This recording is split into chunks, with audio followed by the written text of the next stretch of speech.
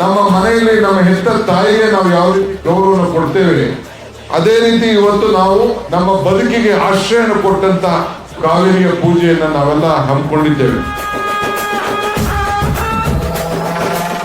ನಮ್ಮ ಜೀವ ನದಿ ಈ ಹಳೆ ಮೈಸೂರು ಭಾಗದಲ್ಲಿ ಸುಮಾರು 3 ಕೋಟಿ ಜನರಿಗೆ, ಬರೀ ಕರ್ನಾಟಕದಲ್ಲಿ, ಅದಾದ ಮೇಲೆ ತಮಿಳುನಾಡು, ಪಾಂಡಿಚೇರಿ ಮತ್ತು ಕೇರಳ ಕೆಲವು ಭಾಗ, ಈ ಭಾಗಕ್ಕೆ ಈ ಕಾವೇರಿ ತಾಯಿ ನಮ್ಮೆಲ್ಲರೂ ಕೂಡ ಜೀವನವನ್ನ ನಡೆಸ್ಕೊಂಡು ಬರ್ತಾ ಇದ್ದಾಳೆ.